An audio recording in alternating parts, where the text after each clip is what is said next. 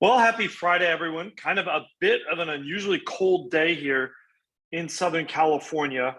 Some people might say, is that a harbinger and a symbol, an icon for the real estate market? We're in a very, very interesting market, and there's really two things that I want to talk to you about before we start. One of them is, why is this market proving to be so difficult to figure out? And here's what I mean by that. What do I mean by it's difficult to figure out? In the last week, I've had one buyer who wrote an offer nearly 10% above list price and didn't get the house. I have another buyer who wrote an offer nearly 10% below the original price of the listing and got the house. This is in the same week, folks, right? Both and around similar price ranges. So there is kind of a situation right now where there are two types of listings. The desirable listings that everyone is going after and are very competitive and will go for big prices. And then we have everything else, those other listings. And I think when you're a buyer, the tricky part is you're trying to figure out when you're creating your offer, is this one of those desirable houses where I'm going to have to write an offer over list price and I'm going to face stiff competition? Or is it that second kind of listing, the kind that where the seller really overplayed their hands, they guessed too high, and that home is going to sit?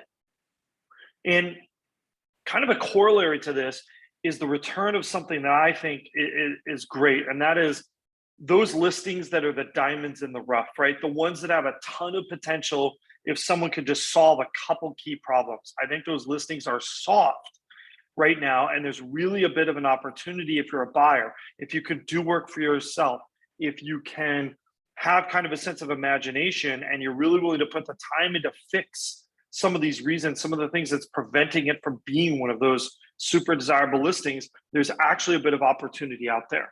So let's jump in, and I'm going to tell you about the second thing that I think you need to know if you're a buyer in this market. So all right, let's look at pricing, right? And pricing is kind of interesting.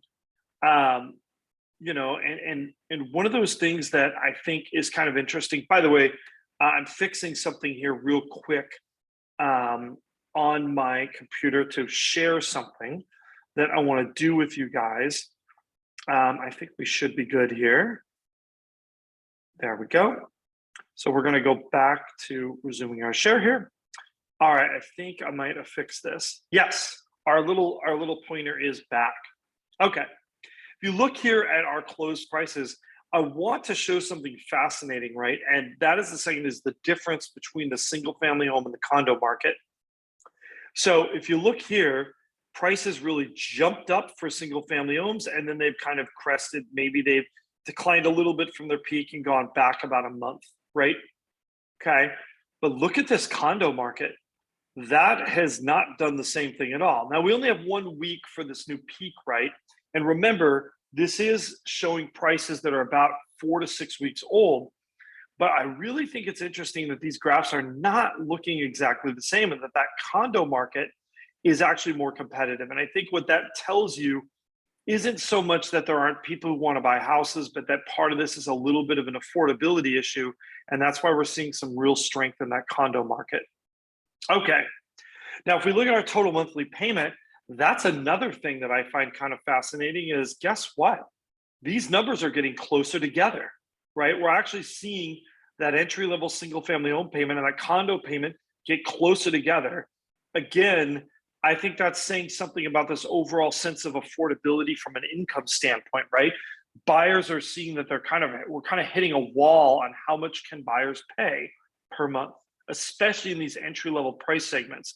And just as a reminder here, so our blue line is the entry-level single-family home.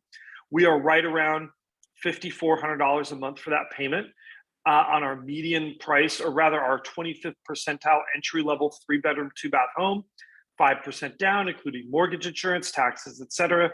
And we are at $4,560 for entry-level condo.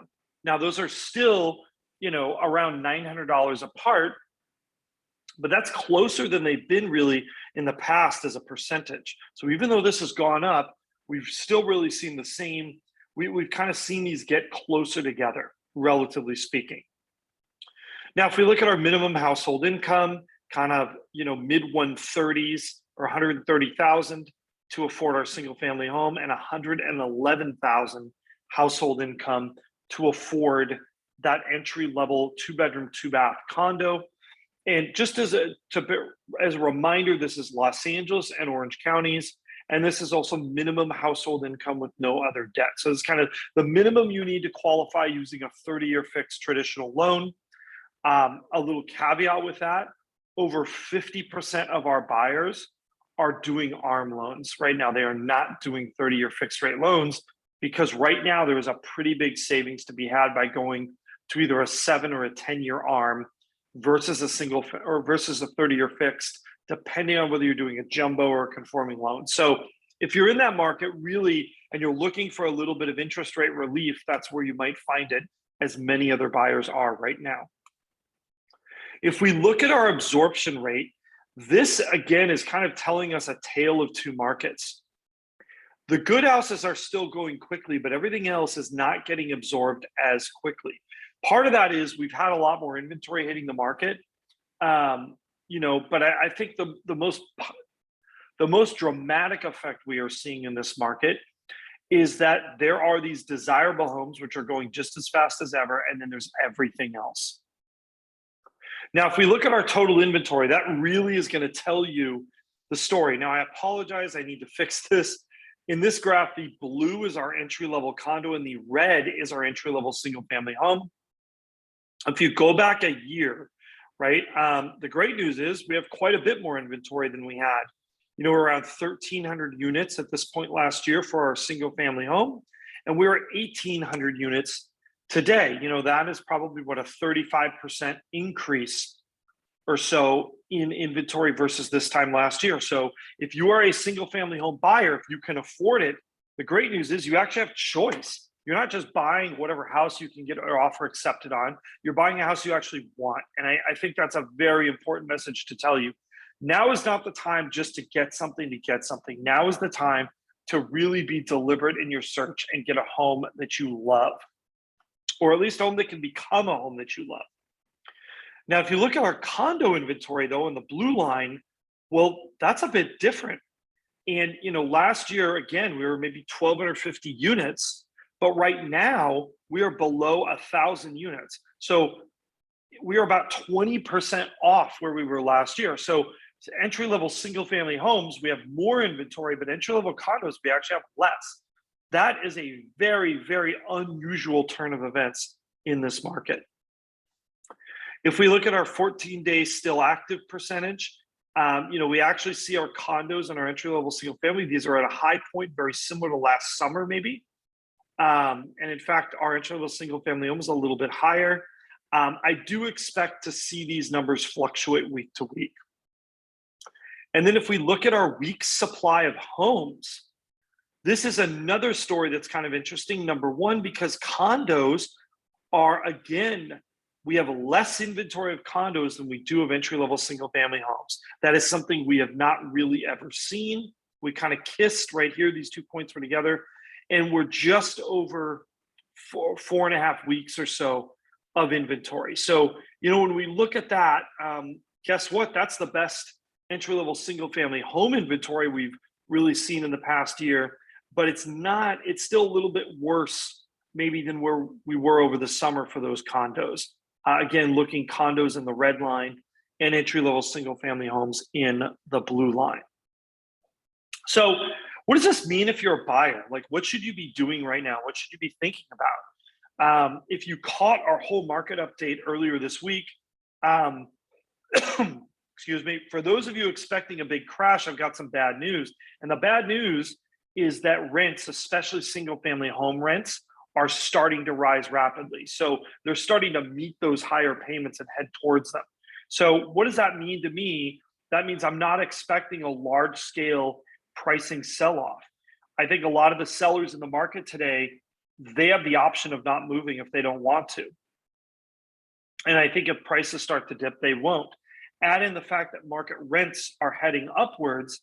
And, we've got a situation that I think we'll see fewer homes sold, but I don't think we'll see huge price reductions. I do think we will see overpriced homes that might have not been desirable 2 months ago that someone could have gotten a price maybe close to that sort of prime property price. Those homes, on the other hand, I think are gonna lose a little bit of their steam. But that prime end of the market, those desirable homes, I don't really see them losing a lot of their steam right now. If anything, they're going to hold steady on price. Maybe if they dip, maybe 5%, but that's even very neighborhood situationally dependent. I think where the market is, if you're looking for a deal, look for those sellers who missed the boat, those less than perfect properties, the ones where they're pricing it like it's a prime property, but it isn't a prime property. That's where you're going to start to see some deals enter the marketplace. Anyhow, have a great weekend out there, everybody. For those of you looking for amazing homes, there's a link down below if you're watching on YouTube. We do have an amazing single family home that we just put on the market. Unfortunately, I think it is in that category of it will get multiple offers on it, we hope. But it's one of those prime attractive properties. But definitely take a look at it. It's really kind of a once in a lifetime opportunity in Lake Forest. You just don't see homes really done to this design level in Lake Forest. It's also on a really big private lot, so that's kind of a rarity also as well. Anyhow, happy Friday. Have a great weekend, everybody. If you are looking to buy your first home, or if you know someone who should be buying their first home, absolutely reach out to us. Questions, comments, we love them. Do not forget to like, subscribe, and hit that notification bell, and we will see you again real soon.